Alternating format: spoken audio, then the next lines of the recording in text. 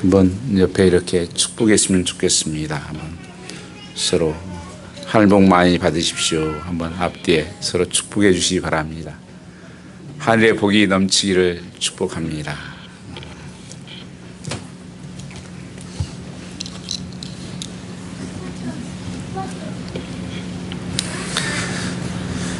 위대한 교육자였던 호레이스는 습관에 대해서 이런 명언을 남겼습니다. 습관은 밧줄과 같은 것이다. 습관이라는 밧줄을 매일 짜고 있다. 세상에서 어려운 일 중에 하나가 습관을 바꾸는 일입니다. 우리가 늘 결심하지만 잘 바꾸어지지 않는 것이 습관이기도 합니다. 말을 타는 습관을 가진 어떤 사람이 유혹을 늘 왔다 갔다 했는데 말을 타고 좀 습관을 바꾸고 싶었습니다. 좀 말 타는 것보다 걷는 습관이 좋을 것 같다. 그래서 말을 안 타고 걸으면서 자꾸 고백을 했습니다. 걷는 습관이 좋아. 걸어야지.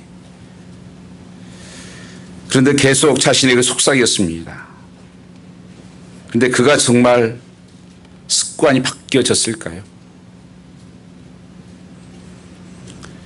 그는 틀림없이 계속 걸으면서 발이 부르트고 힘이 빠질 때마다 말이 그리워졌을 것입니다. 말 생각을 하게 했을 것입니다. 그의 전략이 실패한 것입니다. 우리가 많은 결심들을 하면서 살아갑니다.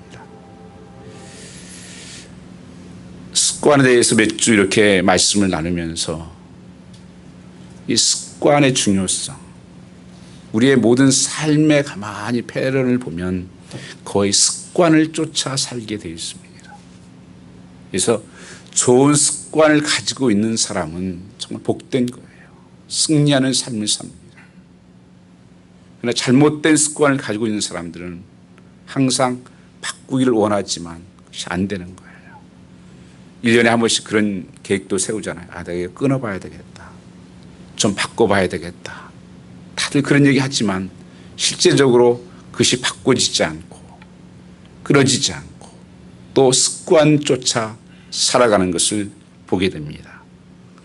왜 이 말을 타던 습관을 가지고 있는 사람이 걷는 것에 실패했을까요? 마음에 수없이 다짐을 하면서 갔었는데 그것은 잘못된 길을 갔기 때문에 그렇습니다. 그는 말보다 더 느린 방법을 선택을 했습니다.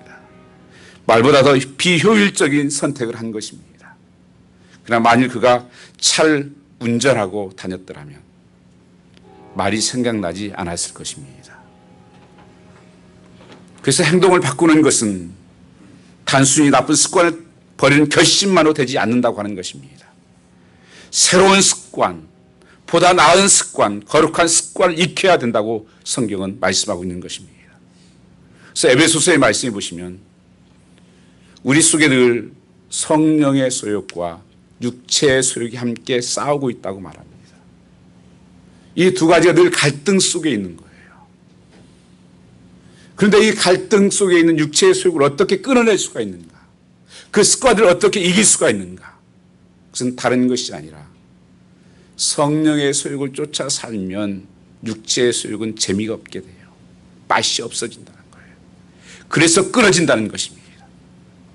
내가 막 그것을 억지로 하려고 해서 되는 것이 아니라는 것입니다. 그 습관도 내가 결심만으로 되지 않는 거예요. 더 좋은 습관, 더 기쁜 습관, 이 거룩한 습관이 내 안에 들어오기 시작하면 그것이 자동적으로 없어지게 되는 것입니다. 우리의 진정한 부흥, 진정한 변화, 이것은 좋은 습관, 거룩한 습관을 통해서 만들어진다고 하는 것입니다. 이것이 없이는 결단코 우리 삶에 그런 변화, 부흥이 없습니다. 저도 이 말씀을 이렇게 참 전하면서 부끄러운 모습을 고백할 수밖에 없습니다. 어제도 말씀을 이제 좀 준비하고 10시쯤 집에 들어가려고 하다가 이제 뭐 늘 하듯이 이제 교회 잠깐 들려서 본당에 들려서 기도하고 이제 가려고 하는데 기도하다가 그런 생각이 드는 거예요. 야, 너 말씀 참 옳은 말씀 준비했네. 뭐 조금도 틀린 것은 없는 것 같은데 그 말이 너의 삶에는 어떤 영향이 있냐. 그래서 복음을 전해야 되고 예수님 습관이 그렇다는데 그 생각이 딱 마음속에 들어와서 그냥 여기에서 앉아서 다시 전화 카톡에 있는 것들 보면서 기도하고 또 카톡도 몇 분에게 보내고 안 나온 사람들 또 이렇게 전부 생각이 나시는 분들 기도하다 보니까 11시가 넘어서 이렇게 집에 돌아갔는데 여러분들도 말씀 속에 습관을 바꿔야 된다. 이 변화가 일어나야 된다 하는 말씀들을 듣긴 하지만 어떤 결심을 할지 모르겠지만 하나라도 내 삶 속에 그 변화가 일어나고 있는가 하는 것입니다. 그 말씀에 반응하고 있는가 하는 것입니다. 이것이 어떤 결심만 가지고 안 된다고 하는 것이에요. 거룩한 결심을 만들고 순종해야 하는 것입니다. 어떤 아이가 침대에서 자꾸 떨어져요, 매일. 그러면서 또 기도라고 하고 잡니다. 하나님 오늘 떨어지지 않게 해주면 또 떨어져요. 그래서 자는 것을 가만히 보니까 항상 옆에 이렇게 모퉁이에게 모서리에 누워 자는 거예요. 여러분 안 떨어지려면 안으로 들어가야 자야죠. 아니면 뭘 세우든지. 그냥 말로만 아유 안 떨어져야지 해서 안 떨어지는 게 아니라는 거예요. 우리는 이 거룩한 습관을 만들어야 합니다. 그래야 내 삶의 변화가 일어나고 열매가 맺히고 축복된 삶이 일어나요. 우리 한번 지나온 나의 삶을 한번 살펴보십시오. 정말 내가 생산적인 그런 삶을 지금까지 살아가고 있는가? 참 열심히 사는 것 같은데 뭔가 한글길은 한 것 같은데 여러분의 삶이 묶여있지는 않는가 하는 것입니다. 오늘은 예수님의 전도 습관을 묵상하고자 하는 것입니다. 그렇다면 먼저 우리는 예수님의 그의 생애에서 전도를 구체적으로 어떻게 실행하셨는가를 물어야 할 것입니다. 예수님은 전도를 사명으로 자각하셨습니다. 예수님께서 이 땅에 오신 사명은 내가 온 것은 혹은 인자가 온 것은 이렇게 표현했습니다.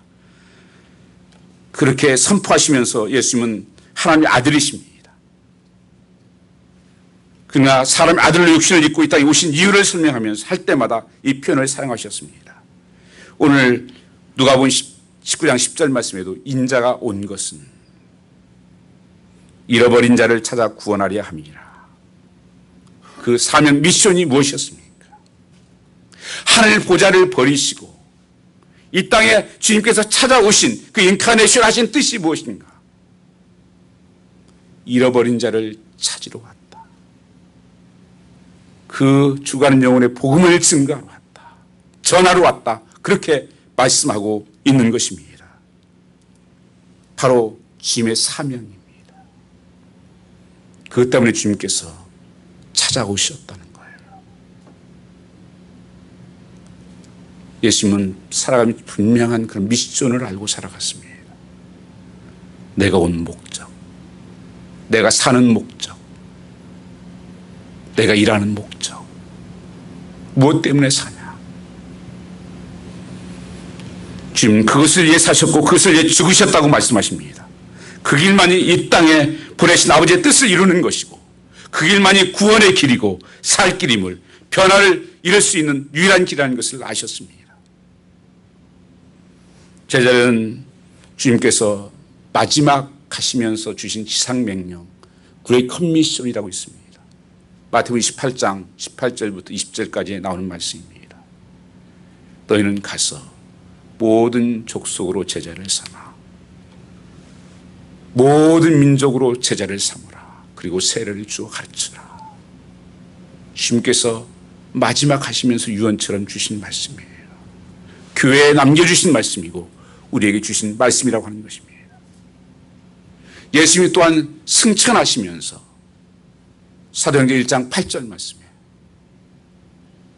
성령이 임하면 너희가 권능을 받고 예루살렘과 유대와 사마리아 땅끝까지 이르러 내 증인이 되게 하리 합니다. 주님께서 마지막 때 승천하시면서 죽으면서 주셨던 말씀은 이 복음이 이제 너희들을 통해서 온 땅에 증거되고 그리고 그 복음을 교회가 감당해야 된다고 말씀하고 있는 것입니다. 애플 컴퓨터의 공동 창시자인 스티브 잡스가 있습니다. 몇 년 전에 췌장암으로 돌아가셨죠. 그 회사의 초기에 참 어려웠습니다.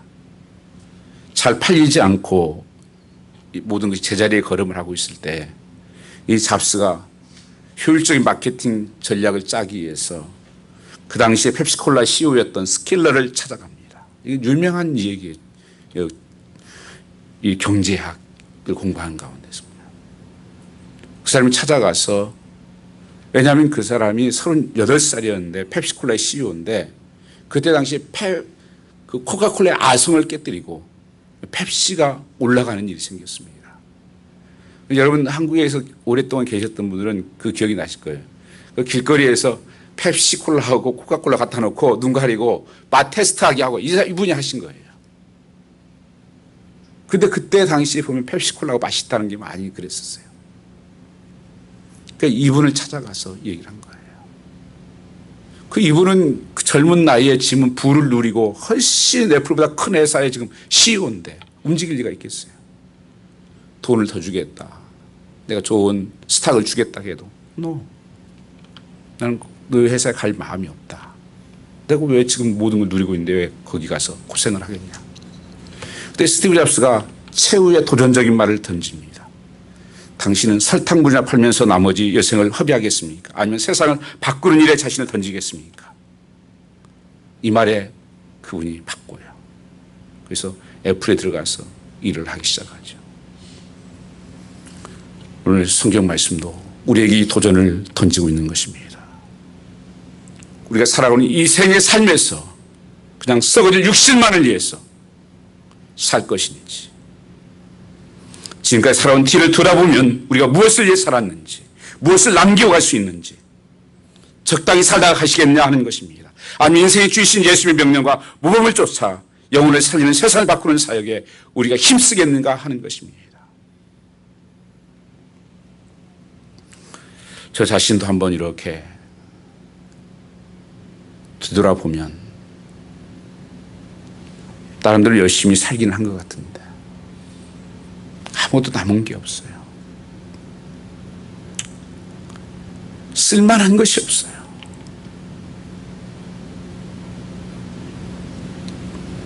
부끄럽다 생각이 듭니다. 여러분은 무엇을 남기셨는가? 호랑이도 가죽을 남기고 사람은 이름을 남긴다는 옛 얘기가 있습니다. 그 여러분의 이름은 어떤 이름입니까? 성경에 보면 이름이 다 바뀌죠. 아브라함이 아브라함으로 바뀌고 사울이 바울로 바뀌고 우리의 바뀐 삶, 변화된 삶, 영혼을 위한 삶, 이것이 가장 복된 것입니다. 그저 이 세상 살면서 여러분 그냥 먹고 살기 위해서 우리의 사는 모든 이유는 주님이 그렇게 하셨던 것처럼 일하는 이유가 뭐예요? 영혼을 살리기 위해서. 돈을 내버려요. 뭐 하시려고? 우리가 먹는 거 기본적으로 해야 되겠지만 본질적인 것은 그를 통해서 하나님의 나라와 하나님의 의를 이루는, 그리고 이웃을 섬기는, 거기에 사용돼야 되지 않겠습니까? 왜 건강해서 뭘 겁니까?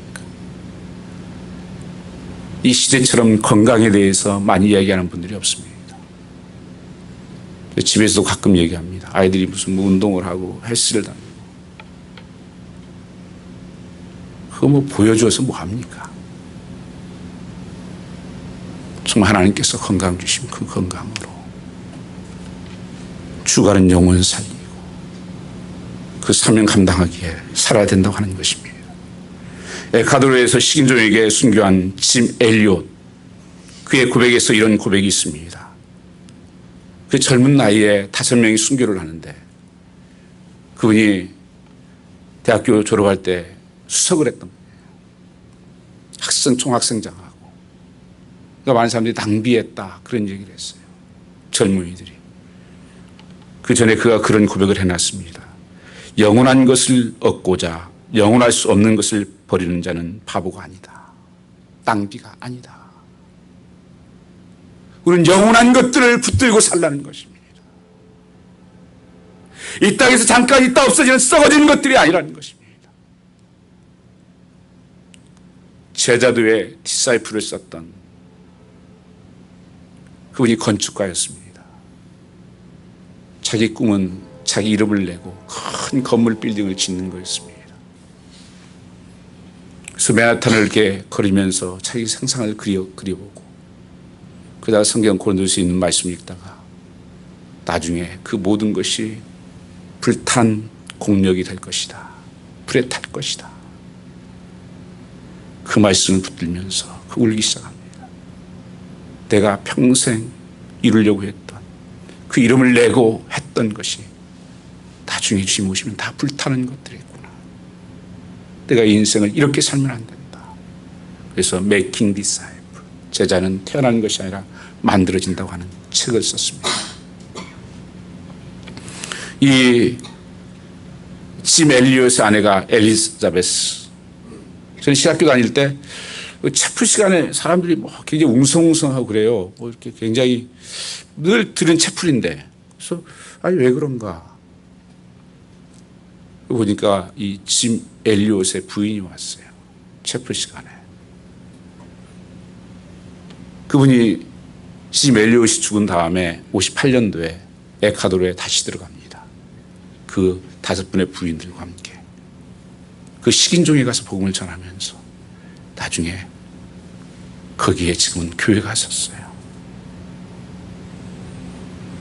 이런 고백을 했습니다. 하나님, 마른 막대기 같은 제 삶에 불을 붙이시사 주님을 위해 온전히 소멸하게 하소서. 전 오래 사는 것을 원치 않습니다. 다만 주 예수님처럼 꽉 찬 삶을 살기 원합니다. 그의 말들처럼 오래 살지 않았지만 꽉 찬 삶을 살고 갔습니다. 그렇다면 무엇보다도 우리는 먼저 전도를 우리 인생의 목적과 사명으로 자각하셔야 한다고 하는 것입니다.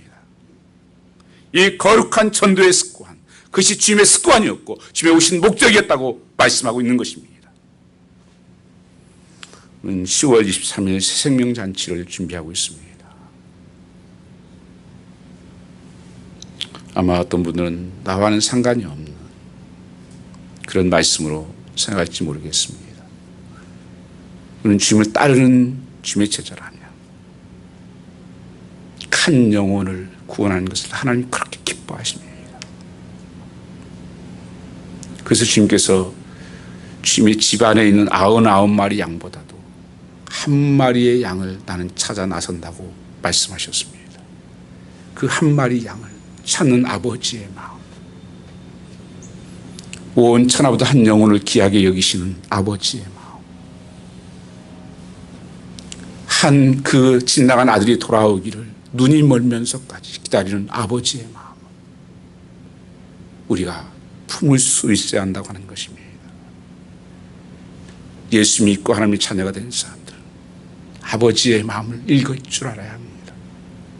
무엇이 주님이 가장 기뻐하실까? 교회에 무엇을 하나님 가장 기뻐하실까? 교회의 본질적인 사명은 무엇인가? 교회는 건물이 크고 교회 돈이 많고 그것이 교회의 본질이 아니에요.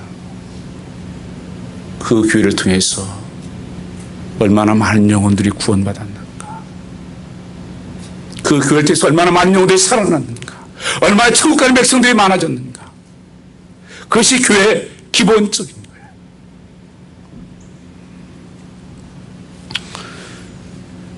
우리는 새생명잔치를 통해서 여러분이 이 거룩한 도전이, 거룩한 습관이 일어날 수 있기를 주의 이름으로 축복합니다. 두 번째 보면 예수님은 전도를 계획하며 살아가고 있었다고 하는 것입니다. 예수님 일상을 들여다보면 우리는 그의 분명한 전도 계획을 알 수가 있습니다. 본문은 마가복음 1장 35절 그 전에 말씀을 보시면 예수님께서 하루 종일 그 회당에서 말씀을 가르치시고 또 베드로의 장모의 병을 고치시고 또 하루 종일 밤 늦게까지 해가 질 때까지 병자들을 고치셨습니다. 그리고 그 일이 끝나지 않았어요. 근데 주님은 새벽에 일어나서 35절 말씀을 보면 습관 한적한 곳에 가서 기도하시고 계셨습니다. 그때 제자들이 쫓아왔습니다. 예수님, 우리가 한참 찾고 다녔는데 어디에 계셨어요? 보니까 기도하고 계신 거예요. 주님, 빨리 가셔야 되겠습니다. 왜? 지금 어젯밤에 그 병자들이 너무 많이 지금 몰려 있습니다. 지금 주님을 기다리고 있습니다. 근데 주님께서 이렇게 말씀하십니다. 오늘은 다른 마을로 가서 복음을 증거해야 되겠다. 이를 위해서 내가 왔느니라 하시면서 그를 거절하고 또 다른 마을로 가서 복음을 전하기 시작합니다. 주님은 제자들의 요청을 굉장히 거절한 것입니다. 왜 그렇게 하셨을까요? 다른 계획이 있으셨다고 하는 것입니다. 38절 말씀해 보시면 이르시되 우리가 다른 가까운 마을로 가자. 거기서 전도하리니 내가 이를 위하여 왔노라.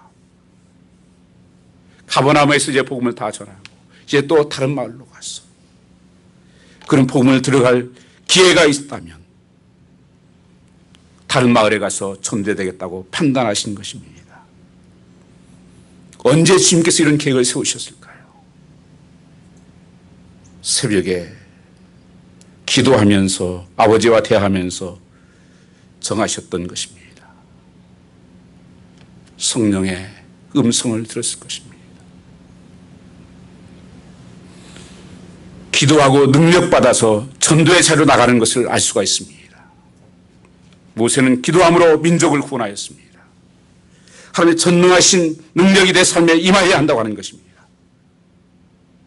존 맥스웰 목사님은 기도의 동역자라는 책에서 이렇게 썼습니다. 초대교회는 10일 기도하고 10분 설교하여 3,000명을 구원하였는데 현대교회는 10분 기도하고 10일 설교하여 3명 구원하였다고 꼬집었습니다. 이 말은 우리에게 적용한다면 10일 기도하고 10분 전도하는 말씀 증거의 삶, 그것은 내 힘으로 되지 않아서 그렇습니다. 이건 영적인 싸움이기 때문에 하나님 능력을 힘입지 않고는 절단코 복음을 증거할 수 없어요. 그래서 우리는 주님이 그렇게 하셨던 것처럼 기도하고 하나님의 인도하심을 받아서 복음을 증거했다고 하는 것입니다. 우리의 기도가 일상적인 몇 마디가 아니라 하나님의 전능하신 능력으로 부음바가 되는 전도로 흘러넘치는 기도가 있어야 하는 것입니다. 기도는 우리 추수하는 마음으로 나가는 것입니다. 기도는 능력이 우리에게 임하는 통로가 되는 것입니다.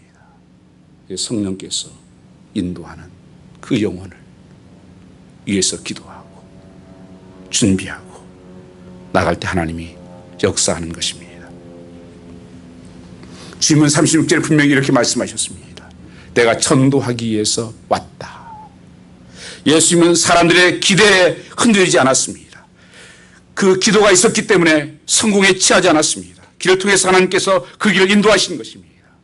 오늘 우리 속에서 흔들리는 이유가 어디 있습니까? 기도 없이 살면 흔들려요. 하나님의 세미한 음성이 없이 살면 흔들립니다.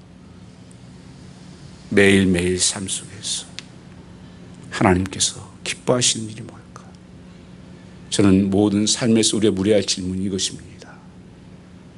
내게 어떤 일이 당하느냐? 내가 손해를 보냐? 이익이 되냐? 이것을 하면 무슨 성공이 되냐가 아니라 하나님이 기뻐하실까? 하나님 이것이 기뻐하신 일이에요. 그러면 순종하는 것입니다. 우리 교회도 항상 물어야 될 질문입니다. 리더들이 늘 묻어야 할 질문입니다. 이를 하나님 기뻐하실까요? 하나님 기뻐하시는 일이면 힘들어도 어려워도 순종하면 하나님께서 감당할 능력을 주시고 피할 길을 주시고 성령을 부어주신다고 하는 것입니다. 예수님은 사람들의 칭찬에 흔들리지 않고 사명에 따라 인생을 살 수가 있었습니다. 사명의 인도함을 받는 삶. 아무 능력이 없을지라도 기도하면 하나님 능력이 이루어지는 사람이 있는 반면에 많은 것을 받았을지라도 인생을 허비하는 사람들이 있습니다. 기도는 내 안에 아무리 작은 것이라도 돋보기처럼 집중케 하는 그의 능력이 있고 그 안에 열매가 있게 된다고 하는 것입니다. 그럼 이런 정기적인 기도의 중요성에서 우리에게 필요한 것이 무엇인지 말씀하고 있습니다. 주께서는 그 일생을 복음의 전도를 위한 계획으로 일관성을 가지고 있는 것을 볼 수가 있습니다. 주님의 전도 계획, 우리 교회의 전도 계획, 나의 전도 계획은 무엇입니까? 주님은 모든 명령에서 알 수 있듯이 모든 민족이 복음을 듣고 예수를 따르는 제자가 되기를 위해서 주님께서 교회를 이 땅에 세우신 것입니다. 이것은 한두 성도가 노력으로 될 것이 아니기 때문에 교회에게 하나님께서 이 과제를 맡기는 것입니다.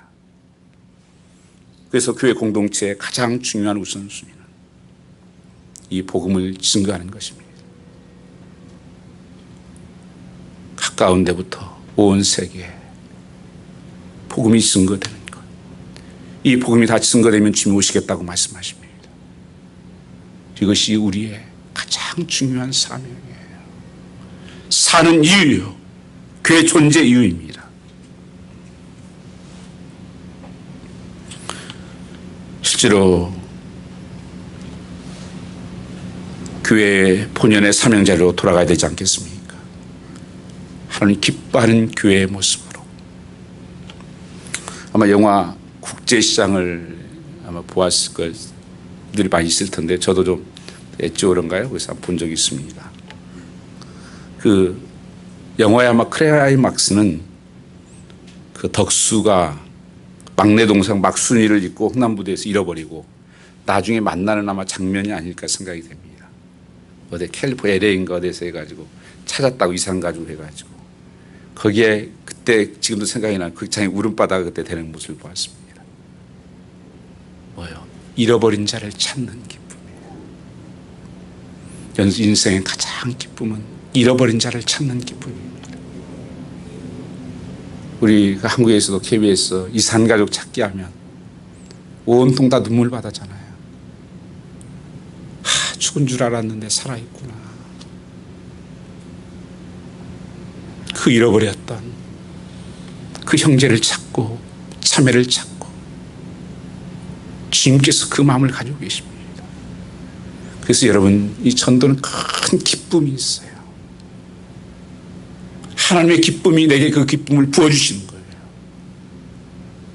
죽은 자가 살아나는 지옥 갈 수밖에 없는 백성을 하나님의 한나라에 함께 갈 수 있는 그런 동역자로 부르신다고 하는 것입니다.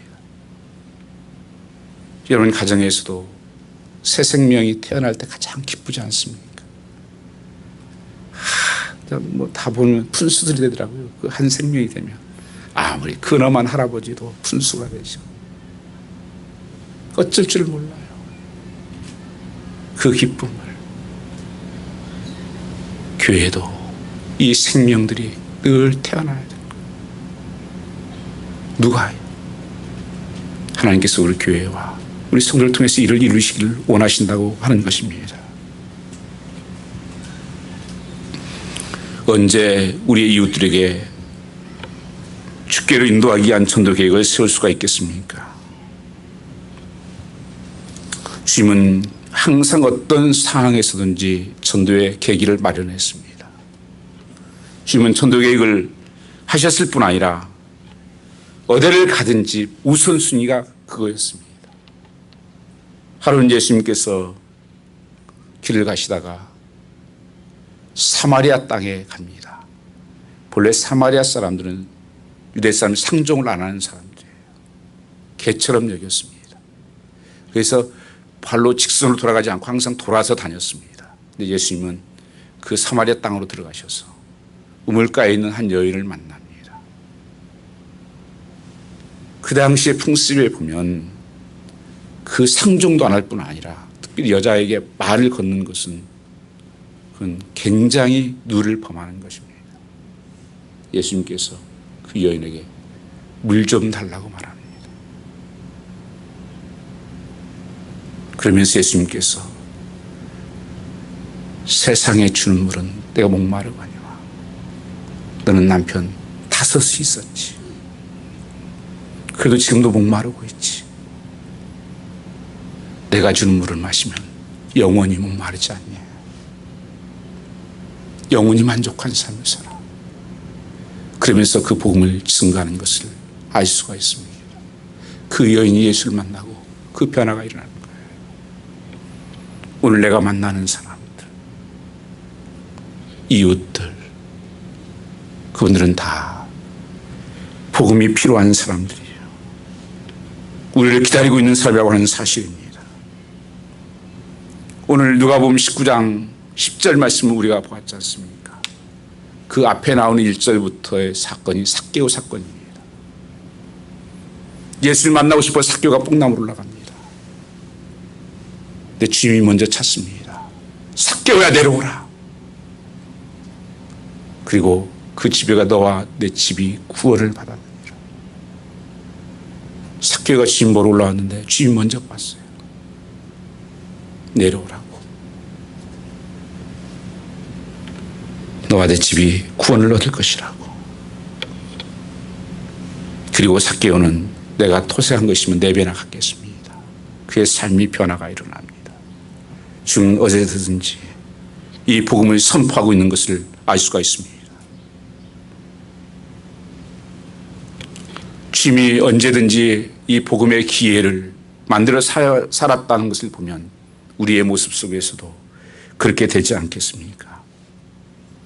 어떤 전도자는 일부러 일상의 삶에서 지속적으로 방문할 필요가 있는 잡화점이나 세탁소나 식품점, 식당 그리고 이발소 같은 것을 늘 한두 곳 정하고 늘 그리고 불평하지 않고 좋은 고객으로 따뜻한 감사를 표현하면서 할당된 요금보다 조금씩 더 내면서 그렇게 늘 사기였다는 거예요. 그래서 때가 되면 그 사람에게 복음을 증거하고 심지어 콜택스를 탈 때도 이름을 알아줬다가 팁을 조금씩 더 주고 그래서 관계를 가지면서 복음을 전했다는 거예요. 여러분, 우리 예수 믿는 사람은 너무 인색하면 안 돼요. 여러분, 살아가면서 하나님께서 다 채워주세요. 그 한 영혼을 구원하기 위해서 내가 때로는 희생이 필요하고 인색하고 불평하지 않고 그런 고객을 얼마나 좋아하겠어요. 비례해서 해보신 분들은 아시나요? 이렇게 할 때 전도가 안 되겠습니까? 이것을 우리는 생활전도라고 말하는 것입니다. 라이프 에반젤리즘이라고.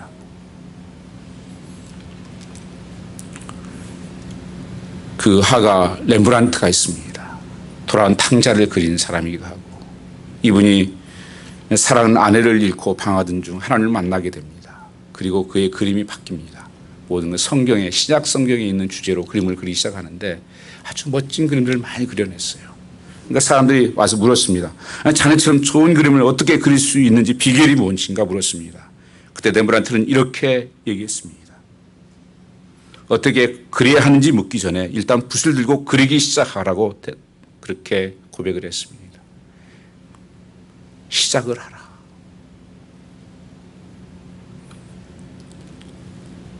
여러분, 저에게도 전에 어디 한국에서든 책을 한 권 쓰라고 이렇게 연락이 온 적이 있었어요. 그래서 좀 이렇게 정리를 하고 타이틀도 붙이고 했어요. 그러니까 욕심이 있어요. 잘 좀 써야 되겠다. 자료도 방대하게 갖다 놓고 중도에 포기했습니다. 너무 잘 쓰려고 하니까 안 되는 거예요. 책 쓰는 사람들은요, 그렇게 잘 쓰려고 하지 않아요. 그냥 있는 대로 그냥 쫙 써내려가는 거예요. 그런 사람들이 그래서 여러 권 쓸 수 있는 거예요. 오늘 여러분도 복음 전하는데 뭐 준비가 복잡한지 몰라요. 하나 기도가 아주 더 해야 돼요. 시간이 없어요. 이렇게 핑계가.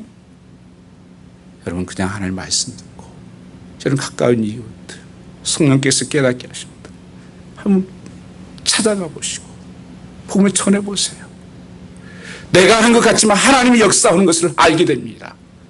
성령을 부어주셔서 하나님께서 그걸 깨닫게 하시고 인도한다고 하는 것입니다. 그래서 명작을 남기는 방법은 다름이 아닌 많이 그리는 것이라고 했습니다. 전도를 하기 위해서 너무 많이 어렵게 준비하려고 하지 마시고 일단 한번 시작해 보시라니까요. 전도는 영적인 일이기 때문에 반드시 하나님의 임재가 개입됩니다. 그리고 성령께서 함께 하여 주시는 것을 경험하게 됩니다. 저도 선교지라든지 또 교회에서든지 어머니들이 좀 기도 좀 해달라고 그러면 기도도 해주고 또 성령께서 이렇게 어떤 생각을 주셨을 때는 어떤 분을 위해서 기도도 합니다. 저는 또 황당해요. 내가 어떻게 이분은 어떻게 해요, 내가. 무슨 고칠 무슨 능력이 있는 것도 아니고. 그냥 하나님 앞에 맡기는 거예요. 하나님이 손대시고, 하나님이 치유하시고, 하나님 만져주십시오. 다만 난 아버지의 마음을 가지고 기도하겠습니다. 근데 어떤 때는, 치료됐다고 하는 분들이 많이 나와요. 그것대로 보여질 때도 있고, 그래서 무슨 일인지 몰라요. 여러분과 똑같은 일이 생깁니다. 이거 정말이에요, 여러분이요. 그건 난 능력이 없어서. 목사 무슨 능력이 있는 줄 아세요? 없습니다. 무슨 특별한 사람이 아니에요. 하나님 믿는 자들에게는 이런 능력을 하나님 다 주셨어요. 복음 전할 때 하나님께서 그런 역사들을 주셨습니다. 하나님께서 그 영혼을 구원하려면 치료하기도 해야 하는 거예요. 그래서 여러분 그냥 순종해서 해보세요. 그게 능력이에요. 말씀하시면 반응하는 것입니다. 여러분 아마 카톡에 제가 윤영아 입사님 그린 포스터, 제가 좀 만든 포스터 이렇게 그 초청장 보내실 거예요. 여러분 그냥 보라고 보낸 게 아니에요. 한 10분 정도 정해놓고 기도하시면서 매주 다른 것들 있잖아요. 한 5장 되잖아요. 그 한 장씩 매주 이렇게 좀 보내면서 기도하면서 시간 되면 우리 한번 식사 한번 해요.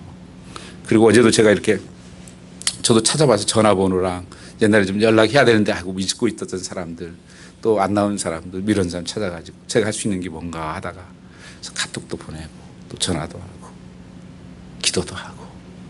여러분 그렇게 잃어버린 사람을 찾는, 하나님을 알지 못하는 영혼들을 찾는 그게 아버지의 마음, 그 사랑을 가지고 여러분들이 한번 모험하는, 도전하는 여러분이 되시기를 주님으로 축복합니다. 성경 말씀은 그렇게 말씀하고 있습니다. 때를 얻든지 못했든지 이 복음을 전하라고 말씀하고 있는 것입니다. 여러분 때문에 예수님 만나고 복음을 받아들이고 구원받았다고 저 영원한 세상에서 영원히 두고 감격해 하는 그 기쁨의 멸류관, 생명의 멸류관, 여러분 하나님이 기다리고 계시는 것입니다. 전도는 지상 명령입니다. 해도 되고 안 해도 되는 선택이 아니에요. 하나님의 소원이고 이 땅에서 오신 목적이라고 말씀하셨습니다. 전도함으로 하는 능력을 체험할 수 있기를 원하는 것입니다. 신앙이 날마다 새로워지고 자라나게 될 것입니다. 스티브 잡스의 소전처럼 그저 그렇게 살다가 가시겠습니까? 아니면 한번 사람을 바꾸는, 세상을 바꾸는 일에 도전해 보시겠습니까? 그렇게 돈 드는 것도 아닙니다. 여러분 한번 주의 말씀에 따라 반응하시는, 그리고 이 전도의 거룩한 습관을 만들어 가시는 여러분 되시기를 주님으로 축복합니다. 이 찬양 같이 나눠드리겠습니다.